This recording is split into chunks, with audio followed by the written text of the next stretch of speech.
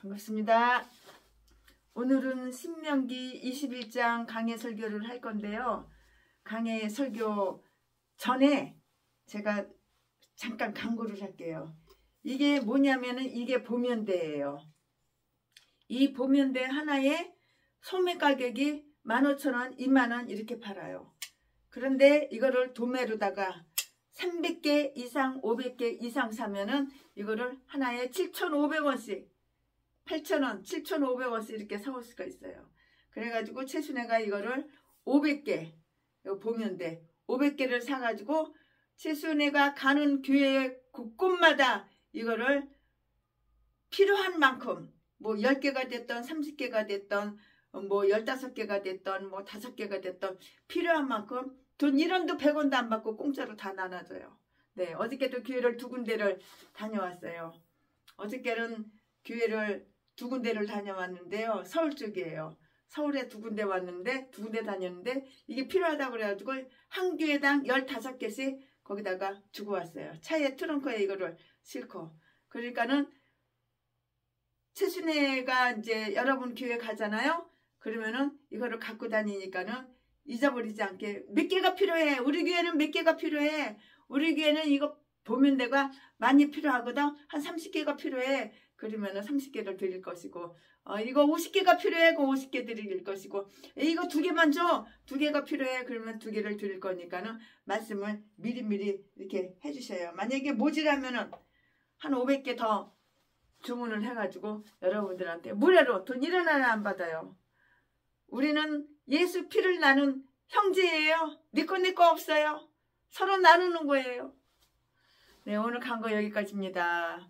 여기까지고 최순애가 이제 몸살이 깨끗하게 치료가 됐어요. 몸살 나가지고 그냥 죽었다 살아나는데 너무 고달퍼가지고 너무 고단한 일을 많이 해서 이제는 약간씩 쉬고 쉬면서 이렇게 몸을 좀 아끼고 몸살 또 날까봐 몸을 조금 아끼고 약간 쉬고 쉬면서 하루에 2교회만 방문을 할 거예요. 막 그냥 여러 교회 이제 안 가고 하루에 딱 2교회만 그것도 자가용 타고 갈 거니까 전철 버스 안 타고 그리고 갈 거니까는 이제는 몸살 날 일이 없겠죠. 네, 오늘은 신명기 21장 강해 설교.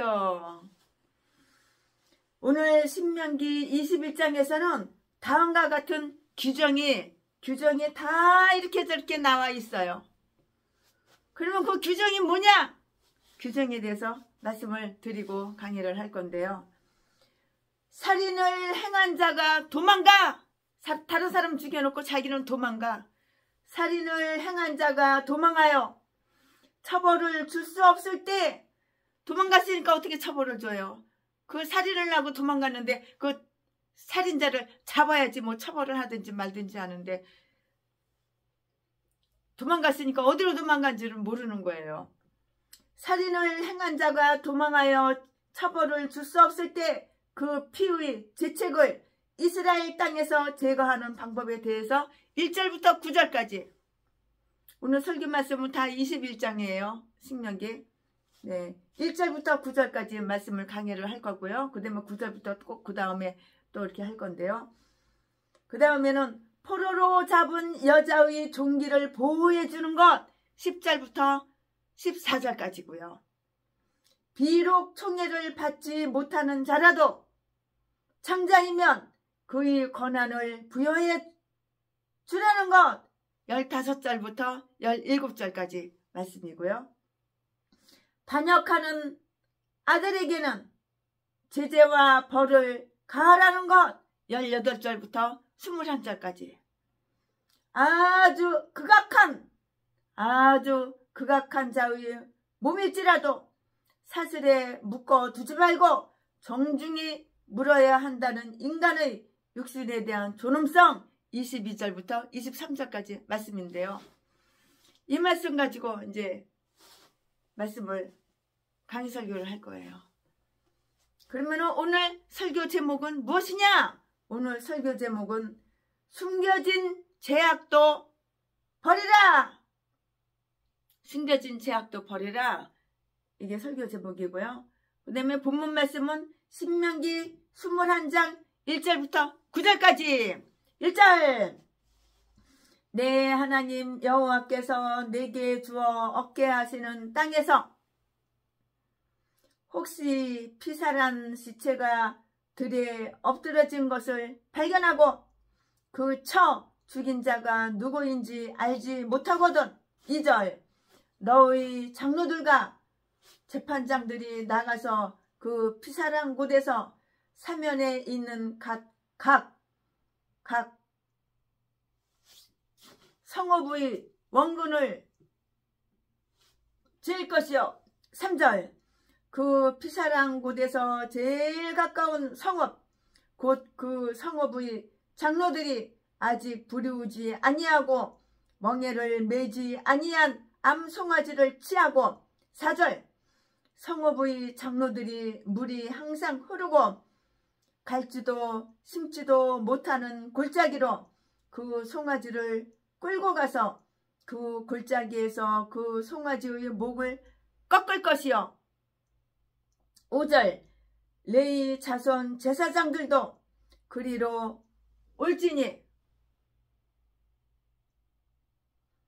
그들은 내 하나님 여호와께서 택하사 자기를 섬기게 하시며 또 여호와의 이름으로 축복하게 하신 자라. 모든 소송과 모든 투쟁이 그들이 말대로 판결될 것이니라. 6절 그 피살된 곳에서 제일 가까운 성읍의 모든 장로들은 그 골짜기에서 목을 꺾은 암송아지 이에 손을 씻으며 7절 말하기를 우리의 손이 이 피를 흘리지 아니하였고 우리의 눈이 이것을 보지도 못하였나이다.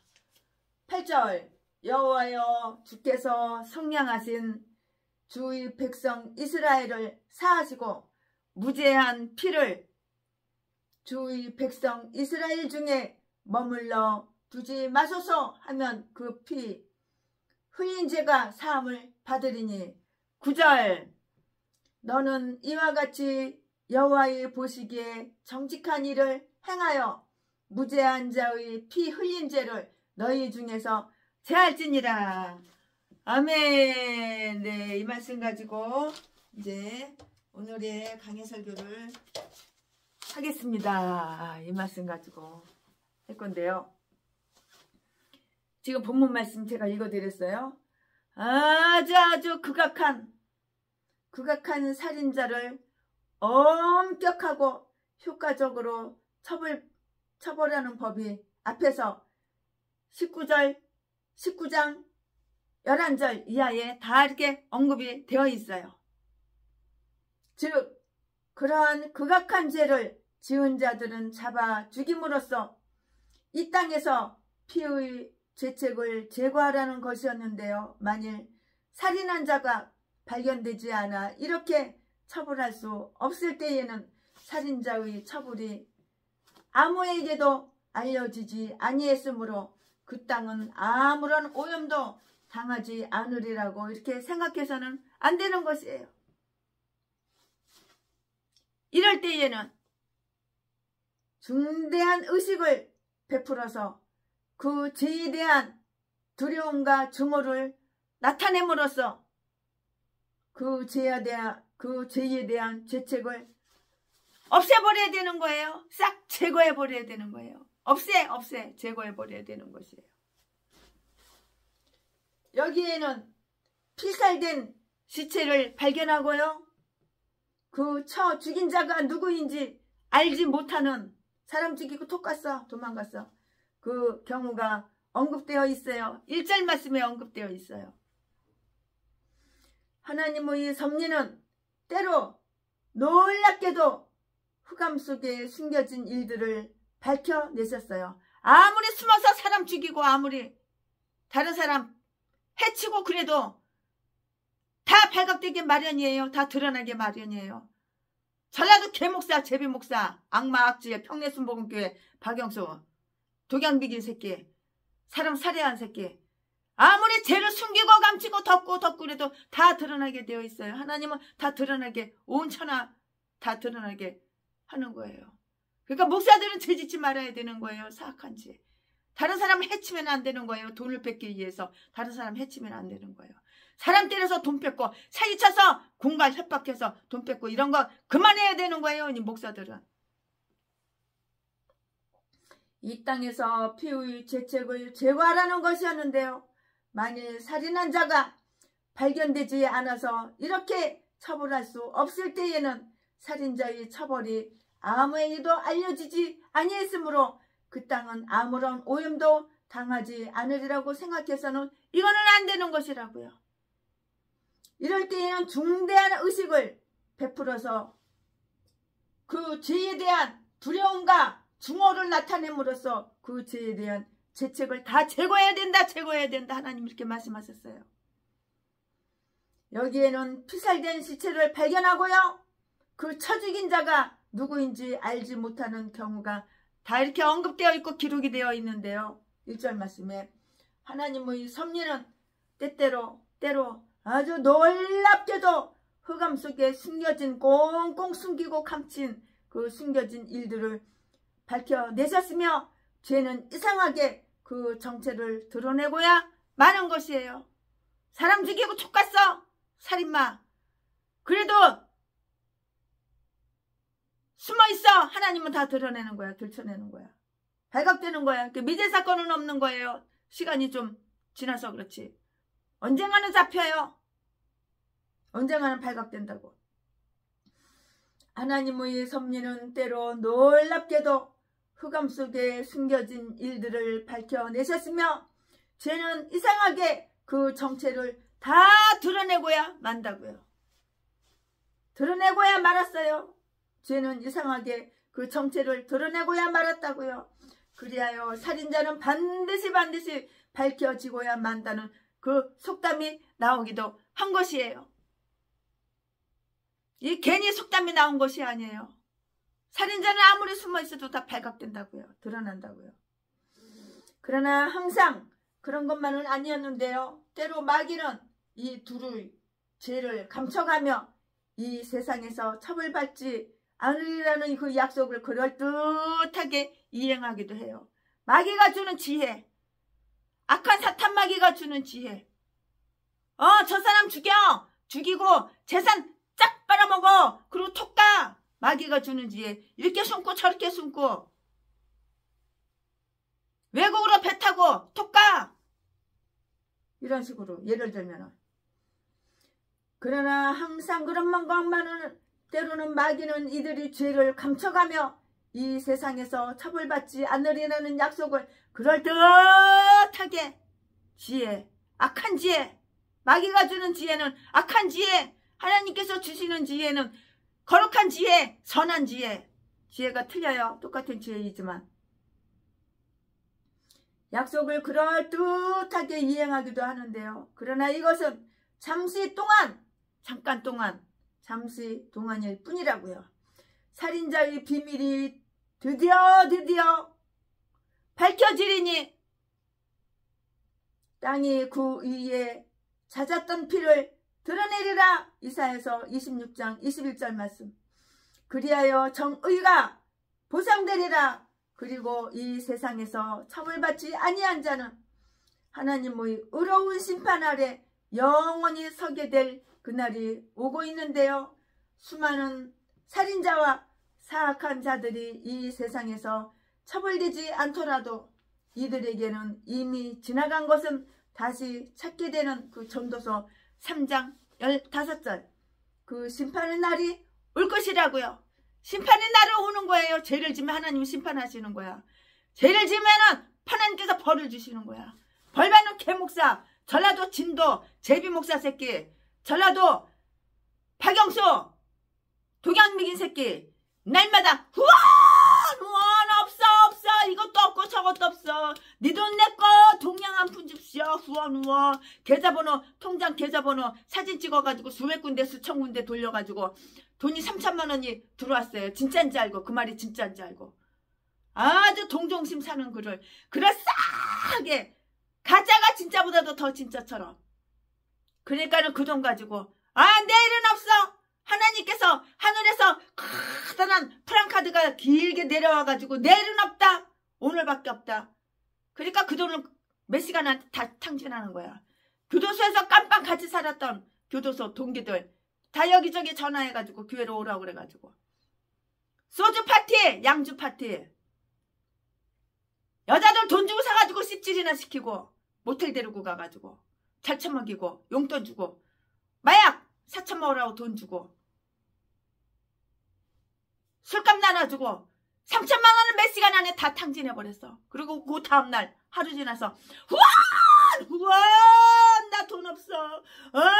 우리 가난한 개척교회 내가 돈이 없어서 애국운동을 못해. 이번에는 10억을 후원해달. 이런 개찹새끼가 전라도 진도 제비새끼 제비 목사 새끼 이 개싼 것들이 다 목사야 목사. 아가리만 벌리면 자동으로 솔솔솔솔솔 거짓말. 아주 속이는 데는 연기하는 데는 박사 선수야 선수. 이 연기쇼에 다 넘어간 사람들이 진짜인지 알고 악마 개찹새끼가 천사인 척 아주 천사를 둔갑해가지고 쇼 연기를 하는데 그럴듯해 그럴듯해. 요즘 전, 청, 조 아주 사기꾼. 여자가 됐다 남자가 됐다가 남자가 됐다 여자가 됐다 결혼은 아주 그냥 수도 없이 그냥 또 하고 이 남자하고 하고 이 여자하고 하고. 요즘은 자지 잘라버리고 저통 잘라버리고 남자로다가 그렇게 둔갑했대는데 아주 그냥 천재야 천재. 사기치는데 천재야. 거짓말로 사기쳐가지고 남의 돈 수십억 빼먹는 거는 일도 아니야. 요즘 뉴스에 계속 나오잖아요. 유튜브에 들어가서 보세요. 전, 청, 조 그 펜싱 선수 그 여자 꼬셔내는데 선수야 선수. 이 전라도 제비 목사 새끼 똑같아. 이 전라도 것들은 다 이런 개싼 것들밖에 없어. 아가리만 벌리면 사기쳐가지고 남의 재산 남의 돈 쫙 빨아먹고 개필스 패가지고 버리고 또 딴 여자한테 옮기고 700명 800명 여자들 다 쑤셔주고 재산만 쫙 빨아먹고. 야 씨발년아 족같은 년아 이제 헤어져. 나하고 동갑자리 늙은 년은 싫다고. 나보다 20년 30년 연하 막내딸 같은 여자가 좋다고. 이런 똥개 쓰레기들이 다 목사래 목사. 성은 다 똑같아. 박씨야 박씨. 전라도 똥개들 이딴 것들이 일찌감치 확 뒤져버려야 되는 거야. 하나님이 영광 가리니까. 얼마나 많은 사람을 해쳤어. 수백 명 여자들 다 해치고 그 자지한개 가지고 수백 명 여자들 다 해치고 재산만 쫙 빨아먹고. 얼마나 폭행을 많이 당했어. 최순애도 39차례 폭행당하고 25억을 갖다가 사기당하고 뜯기고.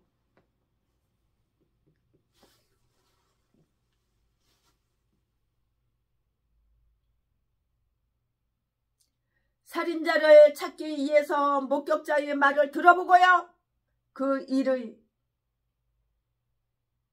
전후를 엄밀히 조사할 것은 아주 당연한 일이에요. 땅이 그 위에 찾았던 그 피를 드러내리라고 하나님 말씀하셨는데요. 이사야서 26장 21절에 그리하여 이사야서 26장 21장 그리하여 정의가 보상되리라. 그리고 이 세상에서 처벌받지 아니하는 자는 하나님의 의로운 심판, 하나님은 다 심판하시는 거야.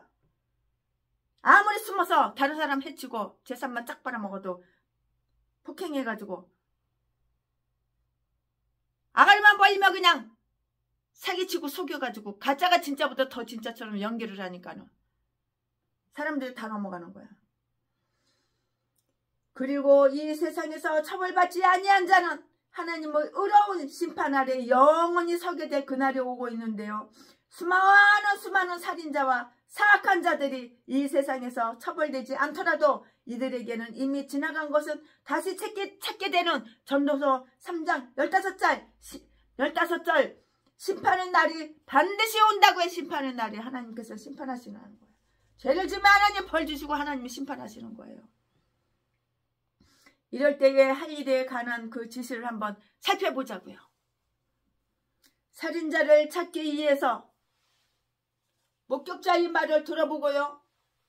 그 일의 전후를 엄밀히 조사할 것은 아주 지당한 일이에요. 당연한 일이에요.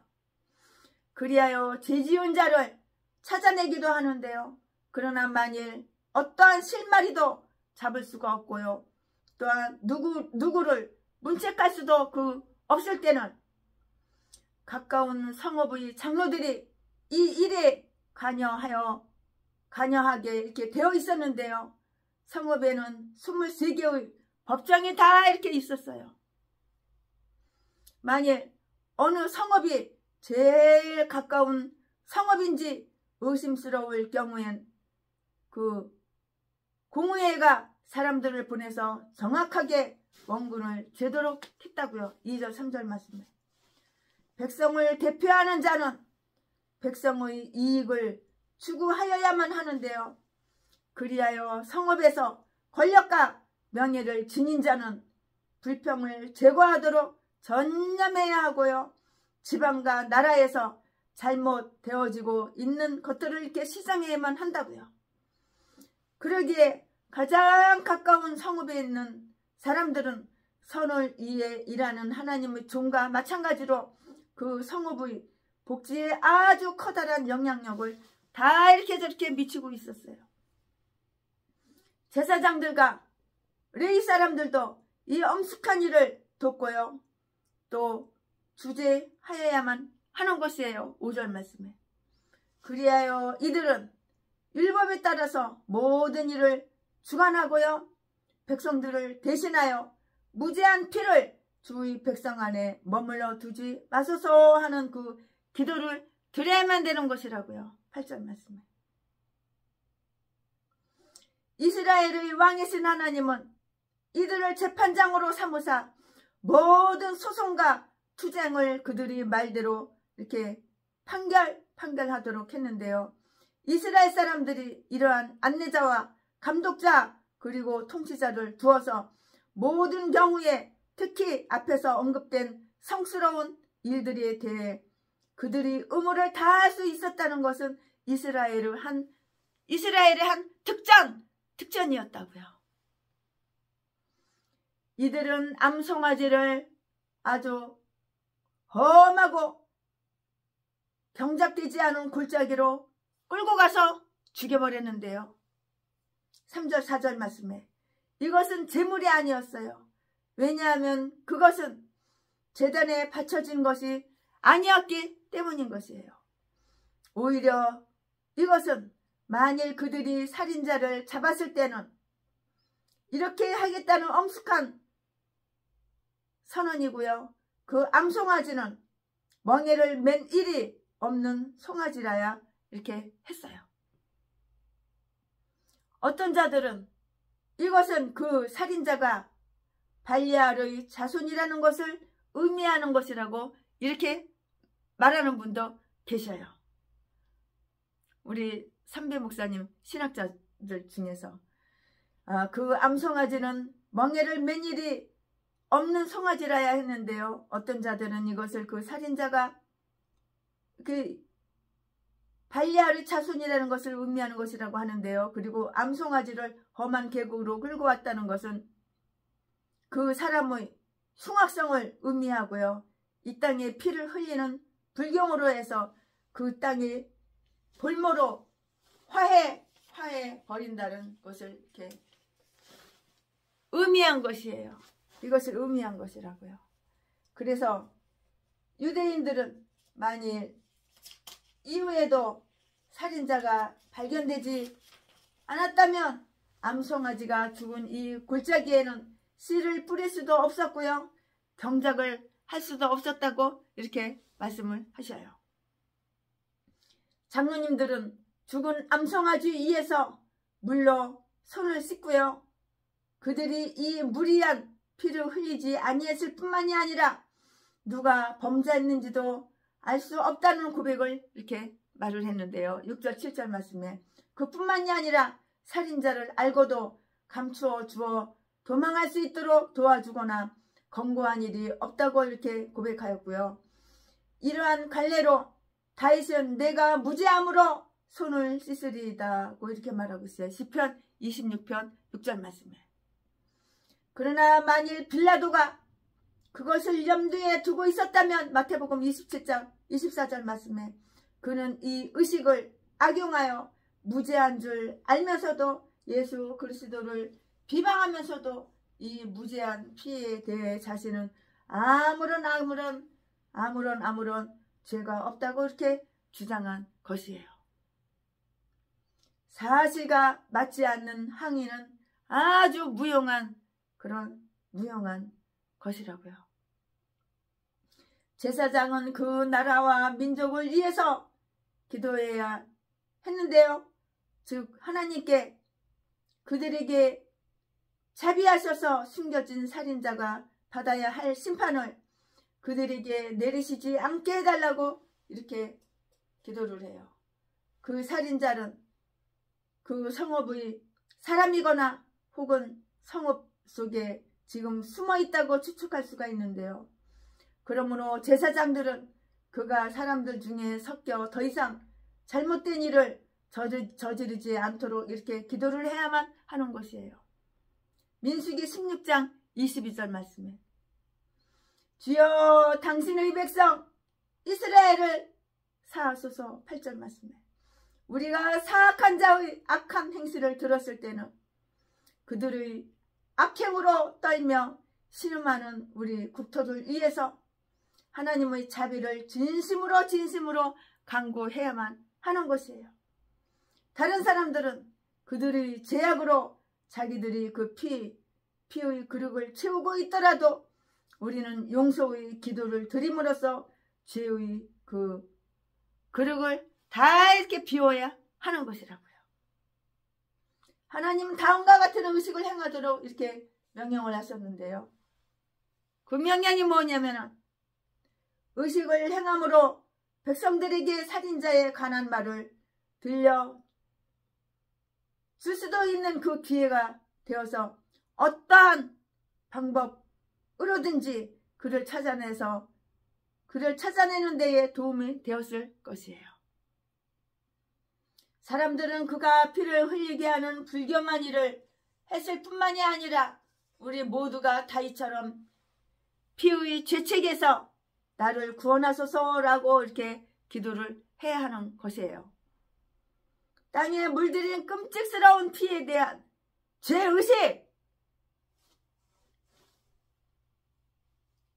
죄의식에 사로잡히게 되었을 것인데요. 피로 물든 땅은 울면서 재판장에게 올바른 조치를 요구할 것이며 그렇게 되지 않을 때 하늘에게 땅을 심판해달라고 이렇게 다시 요구를 하는 것이에요. 살인자가 드러나지 않았을 때 그 나라를 죄에서 구해내기 위해서 철저한 그 주의가 필요하다면 살인자가 밝혀졌으나 처벌하지 않고 있는 경우에는 나라를 죄악에서부터 구출한다는 것은 아주 불가능한 일이라고요. 그러나 이러한 의식이 행해짐으로써 사람들은 알게 되고요. 주의하게 되고요. 그리고 살인자를 찾아내어서 처벌하게 되었을 것이에요. 분명히 살인자를 찾아내서 처벌한다고요. 하나님을 믿지 않는 선원들까지도 피 흘리는 죄는 두려워하였는데요. 요나서 1장 14절 말씀에 기록되어 있어요. 우리는 남의 죄에 동참하지 말고 사후에 죄인들을 격려함으로써 죄인들을 격리함으로써 나눈다고요. 격리함으로써 공범자가 되지 말며 사실에 대해 거짓 증거하지 않도록 이렇게 조심해야 되는 거예요. 거짓 증거. 아가리만 보이면 속이고 거짓말하는 전라도 똥개. 개 잡새끼, 개 잡년들. 아가리만 멀리 사기치고 속이고 남의 재산 공짜로 처먹으려고 쉽게 처먹으려고 남의 재산 뽑아가지고 뺏어서 지가 누리려고 지 배때기 채우고 누리려고.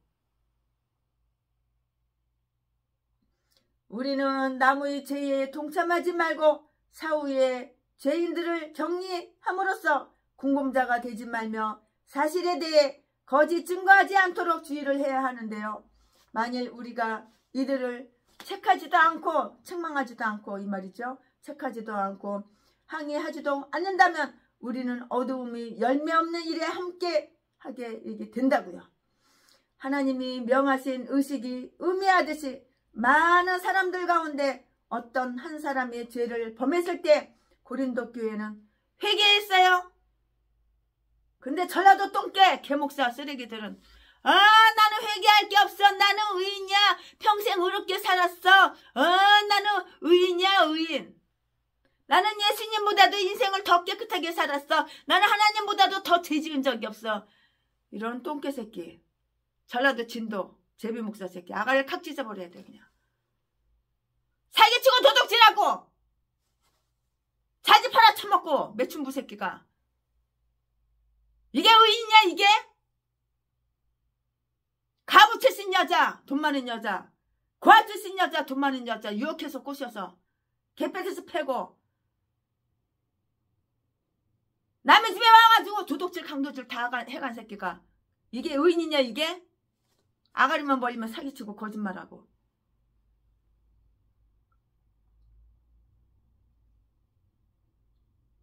그로 말미암아 사람들은 조심스러워지고 그들 자신을 깨끗이 하려 했으며 거룩한 의분과 두려움과 복수심을 가지게 되었다고요. 고린도후서 7장 11절 말씀이에요.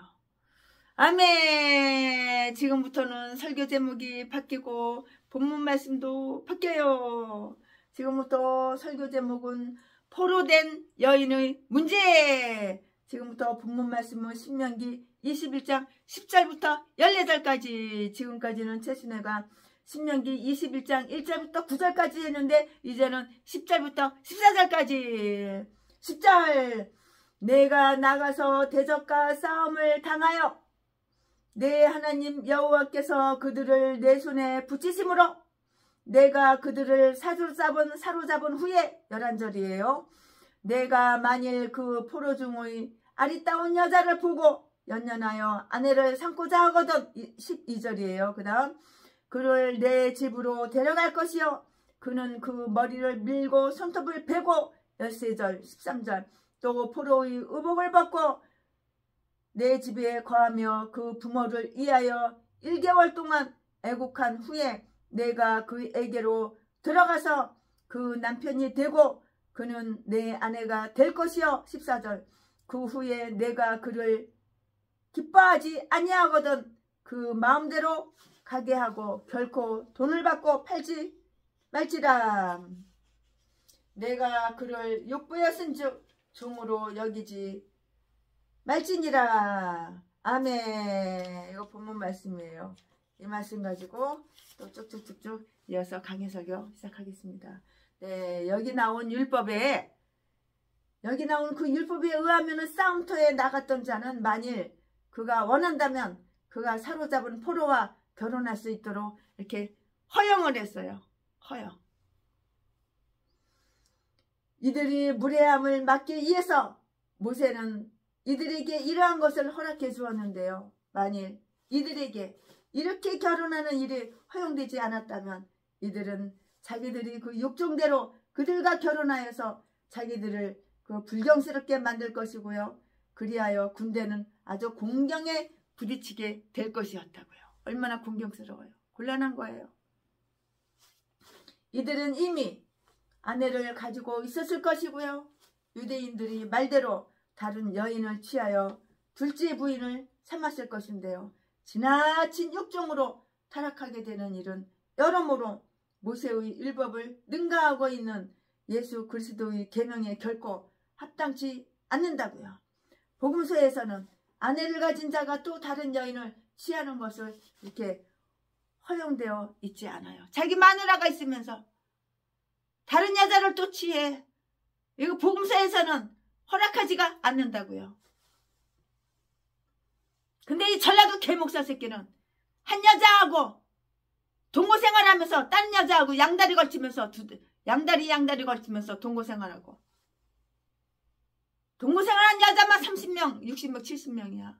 여자들 바꿔가면서 하루 이틀만 섹스하고 자빠져 자면 이제 실증 난대. 그럼 또 새 여자 새 것만 좋아해. 새 것만. 이들은 이미 아내를 가지고 있었을 것이고요. 유대인들이 말대로 다른 여인을 취하여 둘째 부인을 삼았을 것인데요. 지나친 욕정으로 타락하게 되는 일은 여러모로 모세의 율법을 능가하고 있는 예수 그리스도의 계명에 결코 합당치 않다고요. 복음서에서는 아내를 가진 자가 또 다른 여인을 취하는 것을 허용하지 않았잖아요. 왜냐하면 태초부터 그렇지 않았기 때문이에요. 아무리 어여쁜 여인일지라도 그 여인에게 욕정을 품는 것을 복음서는 금지하고 있다고요. 금지하고 있으며 비록 바른 팔을 오른팔을 잘라내는 것처럼 어렵기는 하지만 모든 음흉한 욕망을 물리치고 극복하도록 이렇게 명령을 하고 있는데요. 그리하여 유대인의 신앙 이상으로 우리의 성스러운 예수 그리스도교 신앙은 우리의 절정을 지키고요. 영이 육을 다스려 영생을 발견하고 더 나은 소망을 갖도록 이렇게 권하고 있어요. 그러나 이 병정들에게 이러한 자유가 주어졌을지라도 그들은 이것을 남용해서는 안 되는 것이에요. 다시 말해서 아무리 포로로 잡힌 여인이 탐나더라도 성급하게 그녀에게 달려가서 자신을 악용해서는 안 되는 것이에요. 만일 내가 그 여자를 아내로 삼고자 한다면 10절, 11절 말씀에 물론 그 여자의 부모들의 허락을 받지 않아도 되는데요. 왜냐하면 그 여자는 너의 포로이기에 마음대로 처분할 수 있기 때문이라고요. 그러나 너는 그 여자와 결혼하기도 전에 그 여자와 간음해서는 안 되는 것이에요.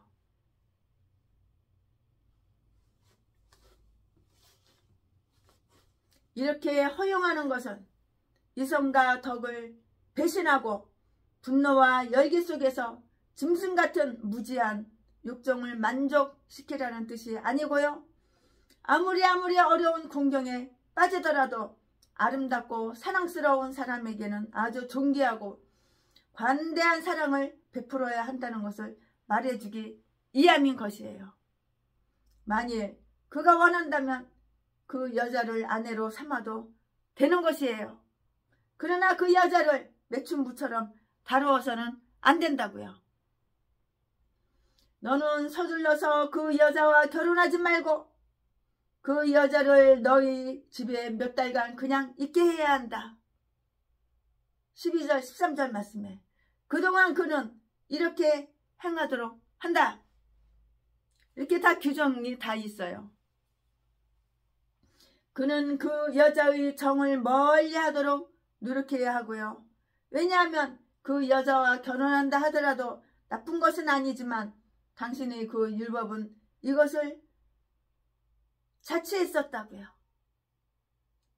그 여자를 홀로 내버려 두는 편이 훨씬 좋은 일이라는 것을 알고 있기 때문인데요.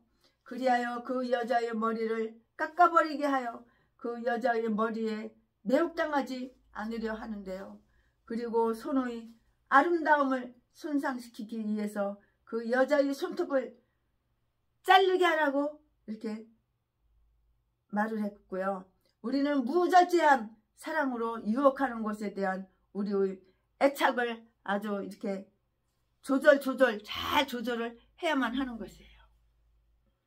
이러한 행동은 그 여자가 우상숭배를 버리고 유대교인으로 개종하겠다는 그 표적이었는데요.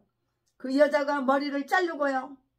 손톱을 깎아서 외모를 변경시킨다는 것은 그 여자가 무지하였기 때문에 타락하였던 이전의 상태를 벗어나서 새로운 피조물이 되었다는 것을 이렇게 뜻해요. 그 여자는 집에서 하나님을 배우고요. 그를 존경하는 것을 배워야 하는데요.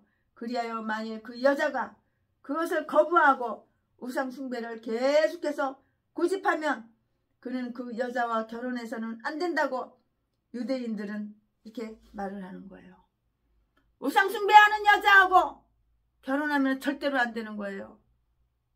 아무리 이쁘고 아무리 빼어난 미모를 갖고 있다 하더라도 안 되는 거라고요.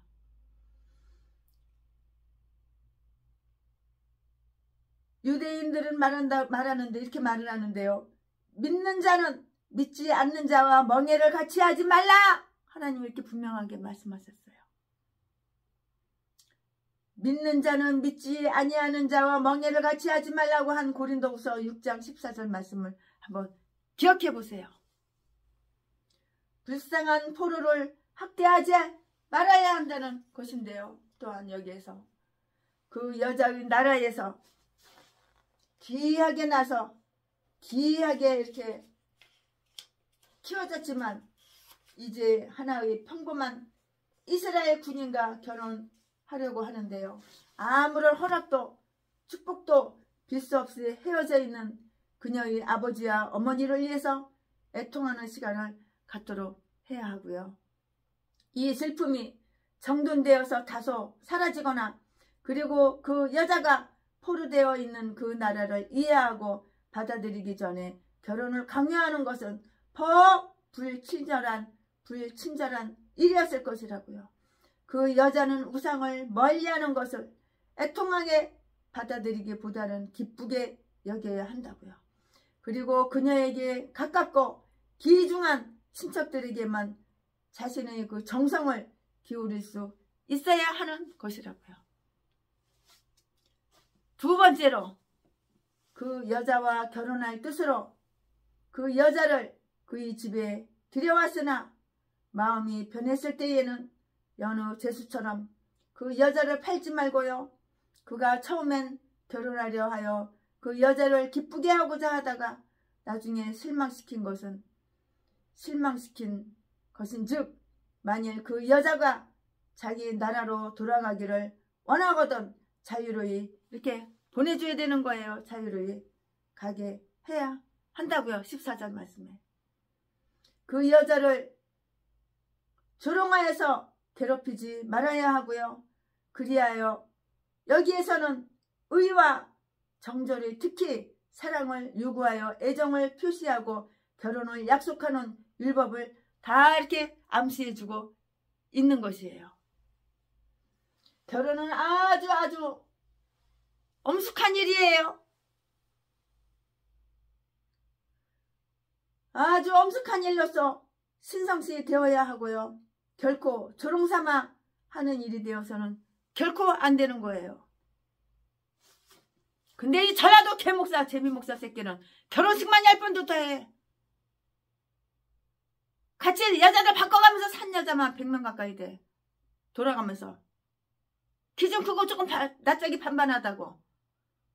얼마나 여자들을 갖다가 그렇게 밝히는지. 이딴 것도 목사라고 똥개 새끼. 그러니까 자지에서 성병에 걸려가지고 피구름이 질질 나는 거. 최순애가 저 중동에 있는 병원에 데리고 가가지고 그 성병 다 치료해주고 거기서 의사선생님이 처방해주는 거 가지고 그 1층에 약국에 가가지고 병원은 2층에 있고 약국은 1층에 있는데 처방받은 약을 갖다 약봉지 찢어가지고 물하고 입에다가 지 아가리에다 쳐서 다 천미겨놨는데 이 새끼가 아가리만 벌리면 아니래. 속이고 감추고 덮고 자기 더러운 죄 악을.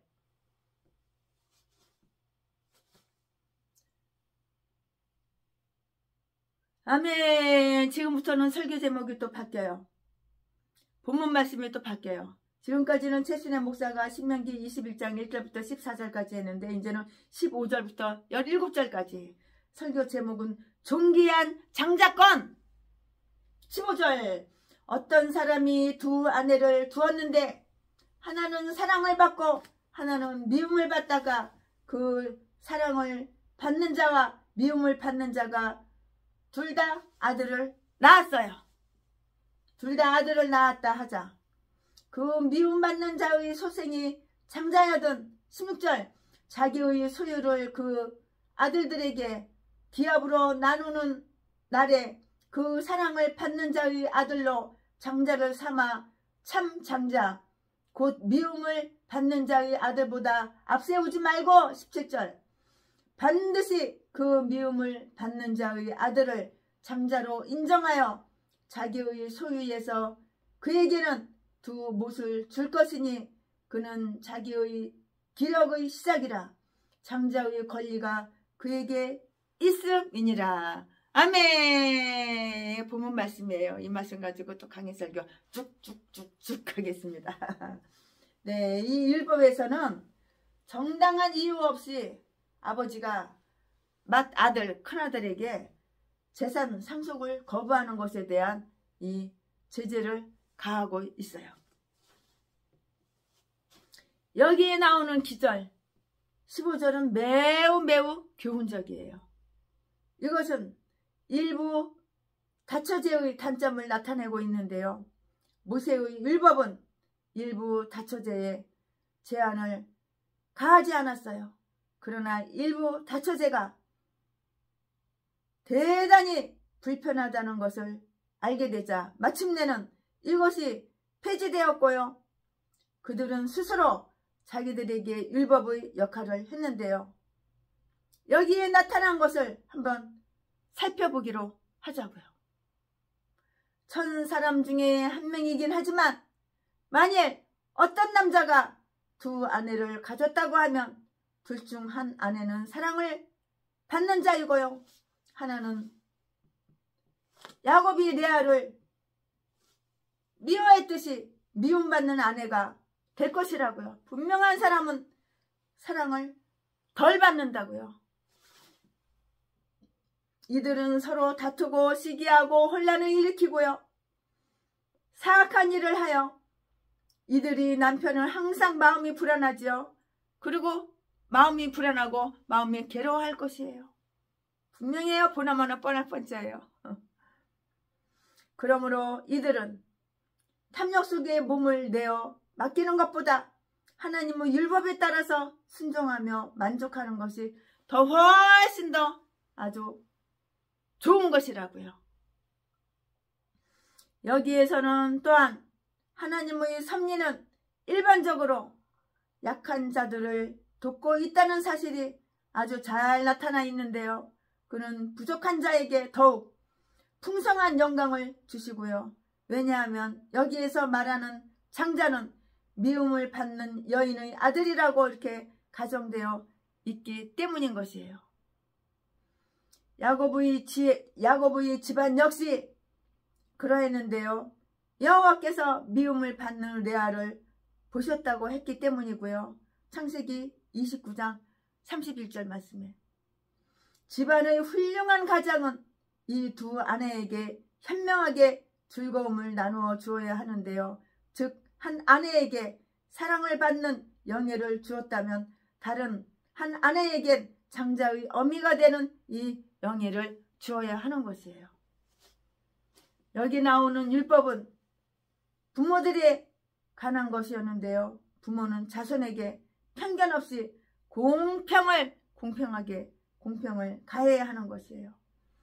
여기에서는 맏아들이 비록 사랑을 적게 받는 자의 그 아들이지만 장자 상속권의 특권을 갖도록 되어 있어서 아버지의 재산 중에서 다른 아들보다 두 모수의 재산을 이렇게 받는 것이에요. 왜냐하면 그는 그 아비의 기력의 시작이기 때문이라고요. 다시 말해서 그 아들은 가문을 지속시킬 것이고요. 장사의 수중의 화살처럼 큰 힘을 발휘할 것인데요. 시편 127편 4절 말씀에 그러므로 장자의 권리가 그에게 있어요. 16절 17절 말씀에 그러나 야곱은 르우벤에게서 사실상 장자의 권리를 박탈하였는데요. 그것은 르우벤이 미워하는 자의 아들이었기 때문이에요. 그가 그 근친상간을 범행했기 때문이라고요. 근친상간. 그러니까 죄를 지면 반드시 벌을 받는 거야. 그러니까 죄를 지면 반드시 심판이 있는 거야. 죄질 때는 좋았지. 죄질 때는 얼마나 쾌락 뿅 갔어. 그러나 죄를 짓고 난 이후에는 벌을 받는 거예요. 그것은 르우벤이 미워하는 자의 아들이었기 때문이 아니라 그가 근친상간을 범행했기 때문이라고요. 이거 얼마나 큰 죄예요. 야곱의 처사는 공평하지만 다른 사람들이 이것을 전례로 삼아 부당한 처사를 내려서는 안 되는 것이라고요. 그리하여 아버지가 자손들에게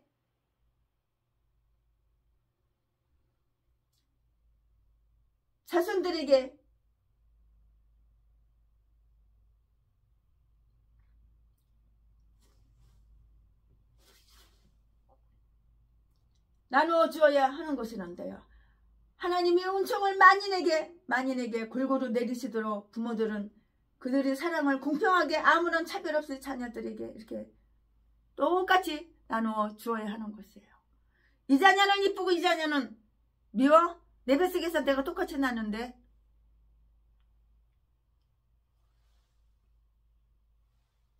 상속하는 것은 하나님의 섭리이므로 이 일은 하나님의 섭리대로 따라야 하는데요.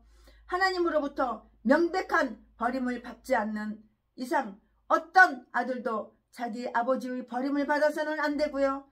살아있는 자로서는 누구도 하나님께서 버림받았다고 이렇게 감히 말을 할 수는 없는 것이에요. 아멘. 지금부터는 본문 말씀이 바뀌어요. 패역한 자식은 처벌하라. 패역한 자식은 처벌하라고 그랬어요.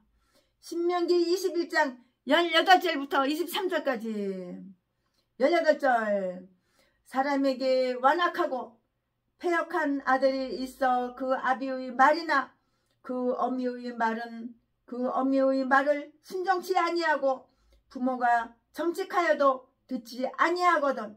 19절 그 부모가 그를 잡아가지고 성문에 이르러 그 성읍 장로들에게 나아가서 20절 그 성읍 장로들에게 말하기를 우리의 이 자식은 완악하고 패역하여 우리 말을 순종치 아니하고 방탕하며 술에 잠긴 자라 하거든. 21절 그 성읍의 모든 사람들이 그를 돌로 쳐 죽일지니 이같이 내가 너희 중에 악을 제하라.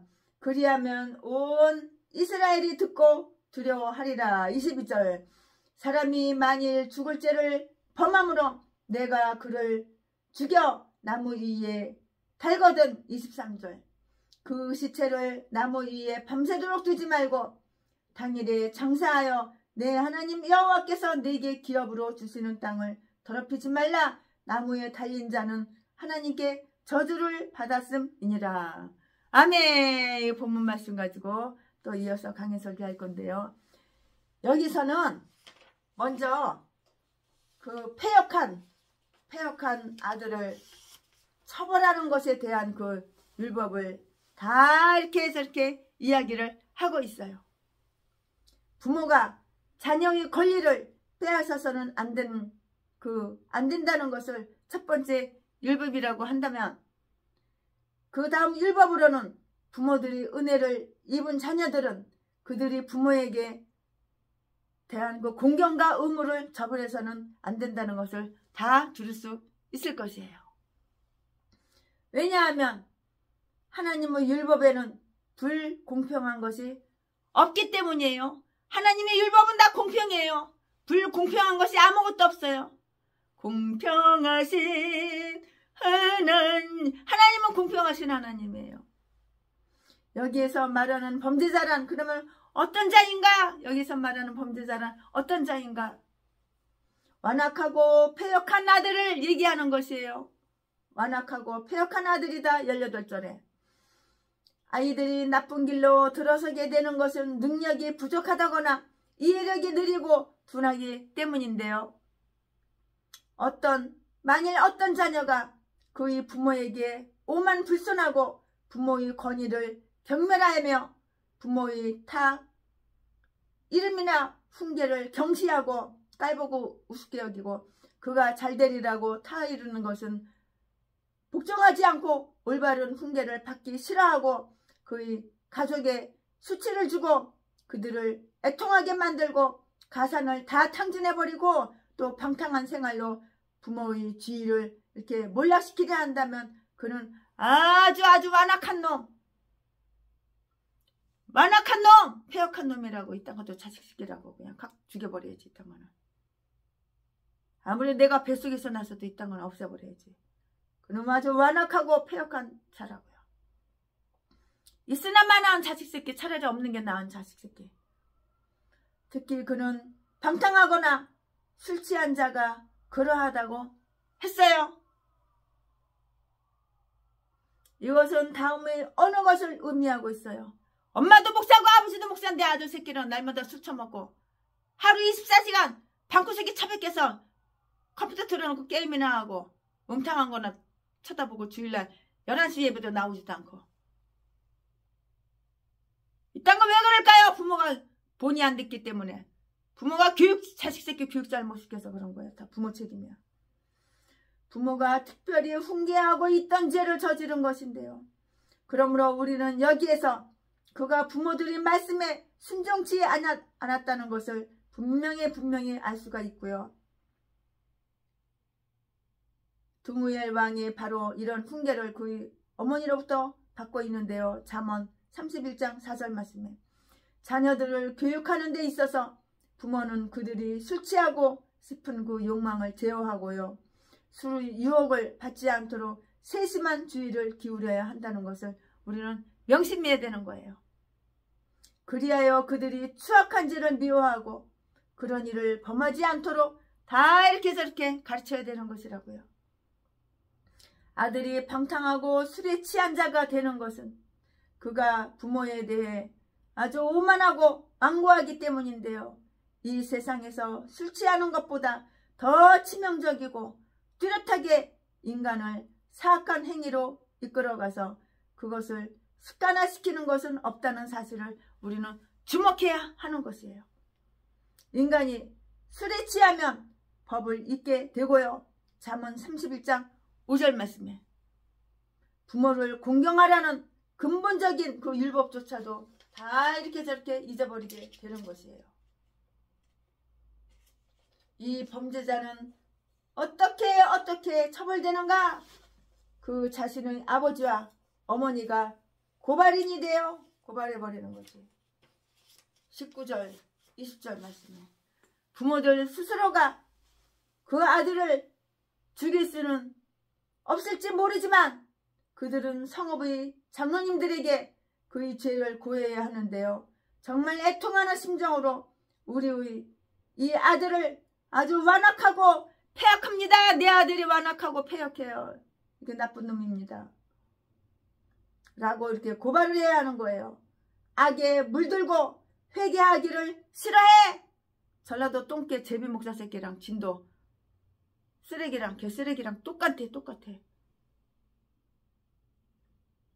그러니까 날마다 구걸이나 해서 배때기 채우고 처먹고 살지. 후원 나 없어. 동양 아픈 줍시오. 후원 네 돈 내꺼 네 재산 내꺼. 나 어려워 나 힘들어. 사기쳐가지고 남의 돈이나 쏙 뺏어가지고 사기치는데 안 넘어간다고 개패듯이 패가지고 남의 재산이나 쫙 뺏고 강도질 도둑질하고 개싼 것들이 다 전라도 개목사야. 성이 다 똑같아. 박씨. 악에 물들고 회개하기를 거부하는 자들은 자기들이 가장 가까운 친족과의 자연적인 애정의 관계마저 박탈당한다는 것을 명심해야 되는 거예요. 명심하고 깨달아야 되는 거예요. 그들이 존재 탄생의 도구가 되었던 자들이 저들이 파멸의 도구가 되고 마는 것인데요. 부모에 대한 의무를 저버린 자녀들은 부모들이 애정을 받지 못하더라도 자기 스스로 감미해야 하고요.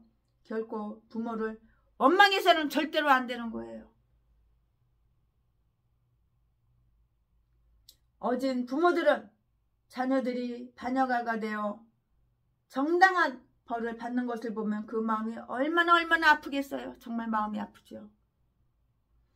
그러나 하나님의 심판이 임하시는 날에는 본능적인 사랑이 하나님의 사랑 속에 삼켜져서 그들은 그 아들이 처벌을 받을지라도 그 심판에 복종하게 되리라. 왜냐하면 그 심판을 통해서 하나님께서 영광을 다 이렇게 받게 되기 때문인 것이에요. 그의 벌은 그럼 무엇인가? 공적으로 그 성읍의 모든 사람이 돌멩이 돌로 쳐서 그를 죽이도록 되어 있어요. 돌로 그냥 쳐서 다 죽여버리는 거야. 그냥 21절에 그리하여 부모의 권위가 살아나고요. 인류의 공동 아버지인 하나님께서도 부모의 권위를 질투하시는 듯 중히 여기신다는 것을 보여주시게 된다고요. 부모의 권위란 모든 능력의 근원이신 하나님 자신에게서 파생되어 나온 최초의 가장 역사 깊은 강물이기 때문인 것이에요. 정당하게 처벌이 내린다면 이 율법은 아침마다 이 땅의 모든 악인을 멸하게 되고요. 시편 101편 8절 말씀에 그 땅에서 악한 것을 다 끊어버려요. 악한 것을 다 끊어버리고 타락이 번지지 않도록 막아주리라는 것이에요. 집안에서 올바르지 못한 자는 사회에서도 좋은 성원이 될 수가 없어요. 집안에서 새는 바가지, 밖에 나가면 그 새가지야, 그 바가지 안 새나요? 집안에서 사택에서 자기 사모한테 목사 새끼가, 전라도 목사 새끼가, 야 씨발년아, 야 족같은 년아, 네 재산 내꺼. 그 새끼는 장가 올 때 빚만 어마어마하게 많이 있는 신용불량자 새끼가 여자 돈 보고 여자 꼬셔가지고 유혹해가지고, 그리고 강대상에 가서는 거룩한 척 아주 좋은 말은 다 하고 지 아가리로 설계한 거 좋은 말, 10,000가지 말 중에서 단 한 가지도 실천하고 지킨 건 없어요. 이 사악한 개 잡새끼가 바로 전라도 진도 제비목사 새끼라고. 자지 팔아서 처먹고 사는 새끼.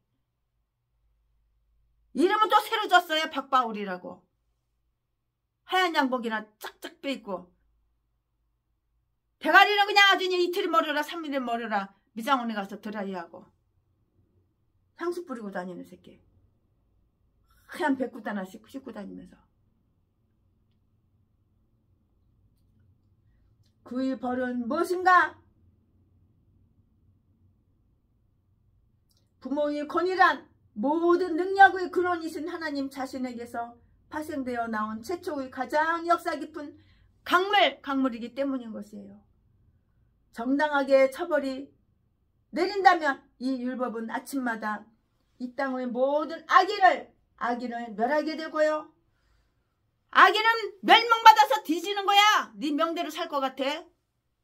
전라도 똥개개 잡새끼 쓰레기 새끼야. 목사가 목사를 갖다가 어떻게 도약을 먹일 수가 있어 몰래.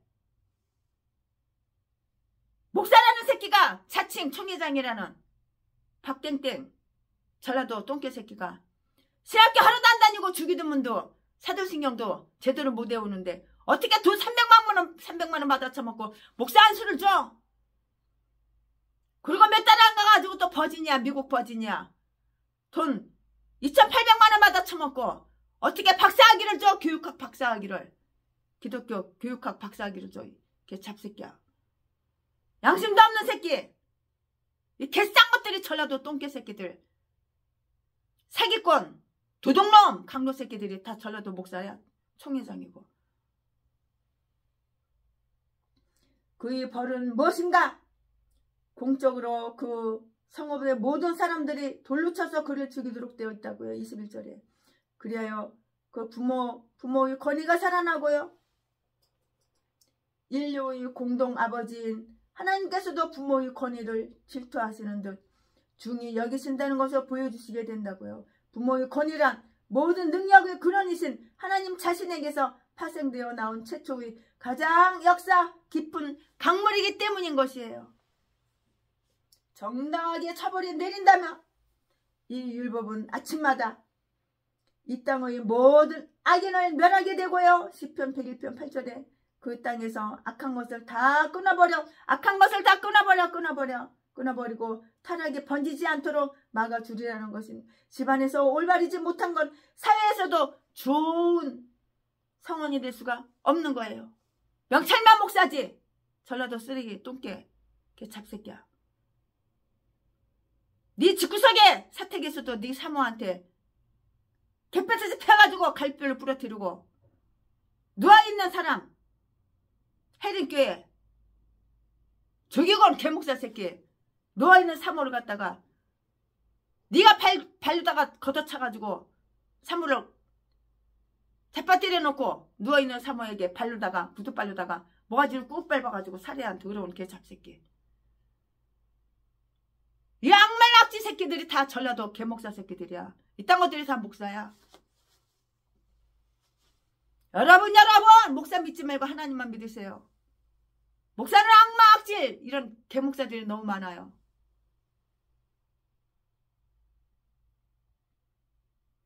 이 땅에서 악을 다 끊어버려 타락이 번지지 않도록 막아주리라는 것인데요. 집안에서 올바르지 못한 자는 사회에서도 좋은 성원이 될 수가 없는 거예요. 깨진 바가지, 집안에서 깨진 바가지 바깥에 가면 그 깨진 바가지가 물에 안 새나요? 마찬가지지. 집어로 깨주나요? 결혼식을 10번도 더 하고 장가를 10번도 더 갔어도 그 개목사 새끼는 여전히 개목사고 제비목사 새끼는 여전히 제비목사 새끼지. 첫째 사모 독양미개서 죽이고 재혼한 사모 독양미개서 죽이고 세 번째 사모 독양미개서 죽이고 보험금 들어놓고 개잡새끼. 세순이가 다 증거를 갖고 있어. 이러한 처벌은 의무를 제대로 행하지 않는 자녀들에게 두려움을 안겨주었을 것이고요. 이들은 두려운 마음으로 그들이 부모에게 순종했을 것인데요. 모든 이스라엘은 들을지어다. 유대인들은 이렇게 말을 하고 있어요. 그를 처벌한 장로님들은 어느 날 어느 법정에서 아무개가 완악하고 아주 패역한 아들이었으므로 돌로 쳐 죽였다는 그 글을 써서 전국에 이렇게 보내도록 되어 있었고요. 장로님들이 내린 판결과 처벌을 공공연하게 그리고 믿을만하게 인쇄하여서 각 곳에 보내어 모든 사람이 듣고 두려워하였듯이 우리 법정에도 죄인의 판결문을 정확히 기록하여 그 기록이 결코 분실되지 않도록 하였으면 좋겠다고 이렇게 최순현 목사는 개인적으로 가끔 이렇게 생각을 해본다고요. 이렇게 기도를 해보고 이렇게 생각을 해봐요. 목매달아 죽인 악인을 매장하는 율법 22절에 나무 위에 매어달아 죽기까지 버려두었던 시체들을 우리들에게서처럼 유대인들도 그대로 버려두지 못하게 했어요. 이렇게 했어요. 못하게 했어요. 신성 모독죄나 그 밖의 어떤 중죄를 져서 법정의 판결로 돌로 쳐 죽인 자의 시체는 종종 나무 위에 매달아 두기로 했는데요.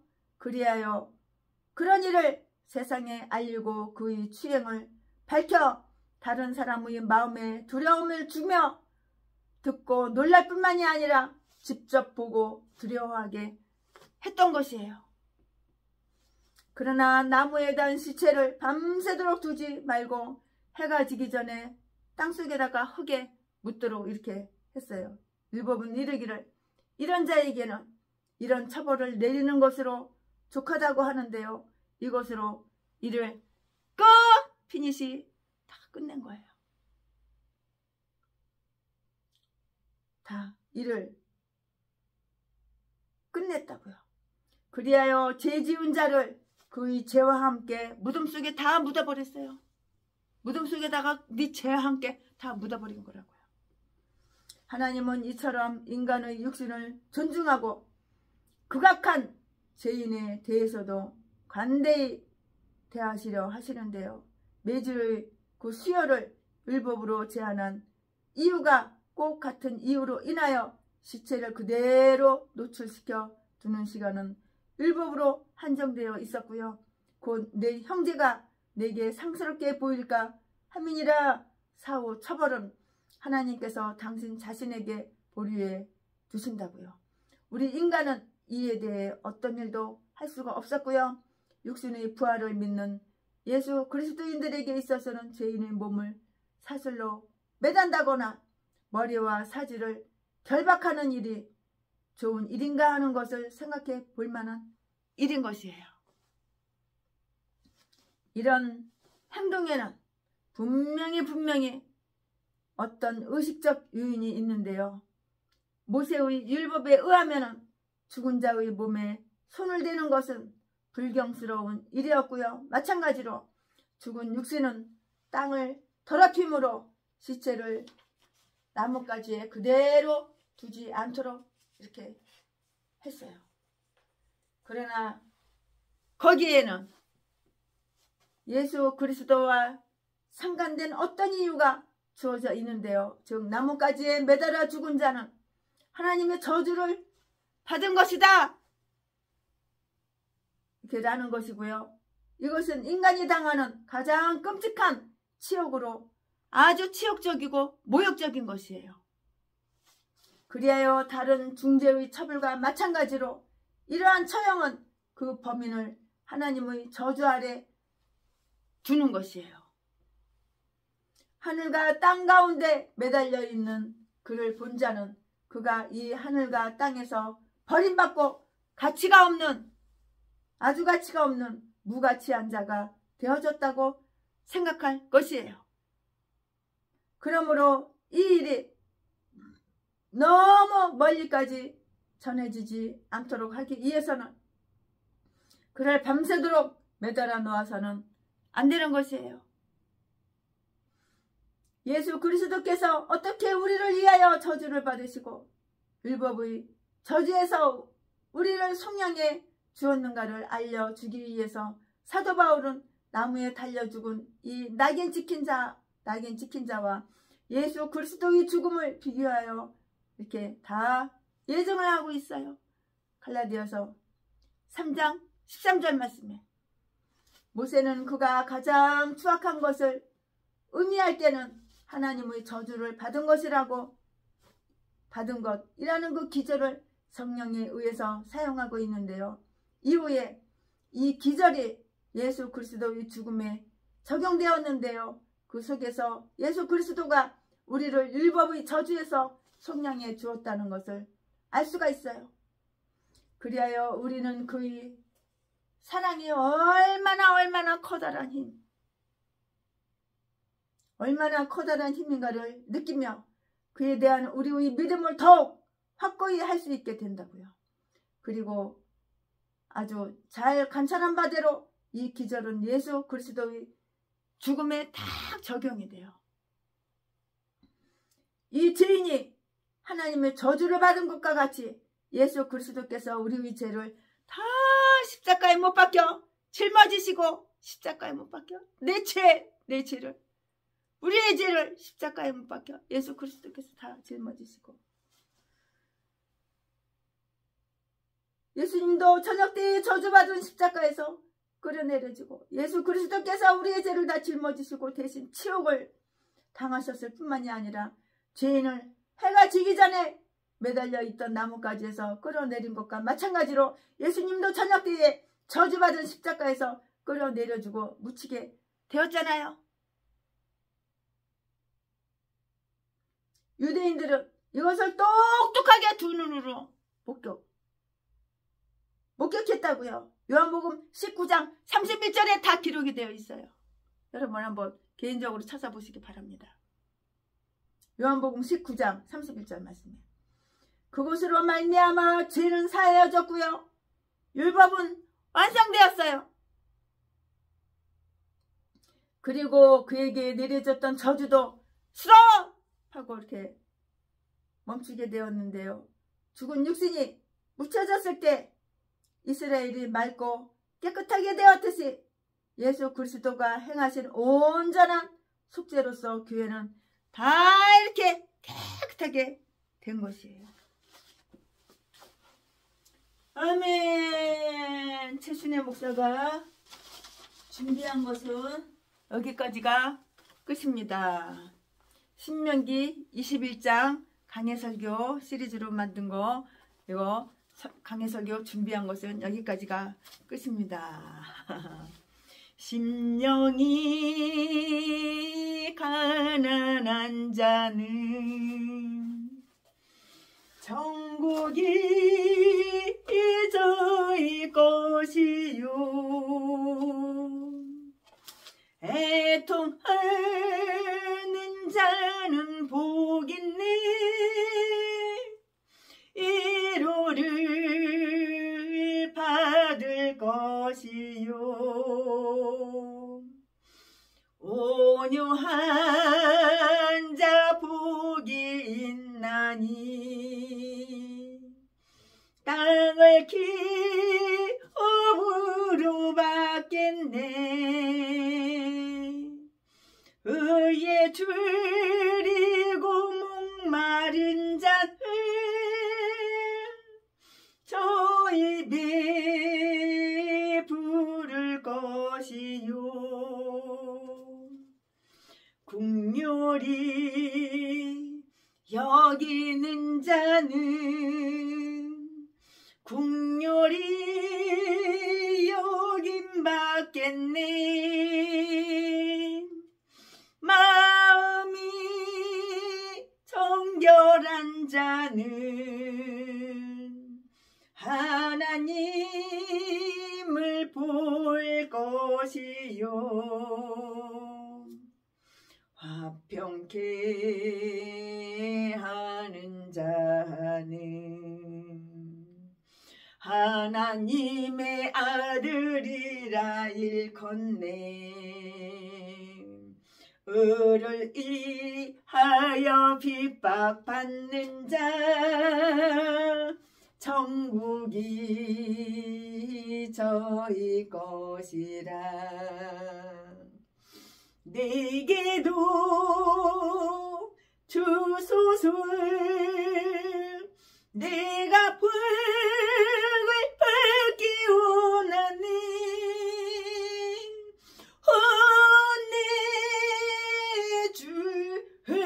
주여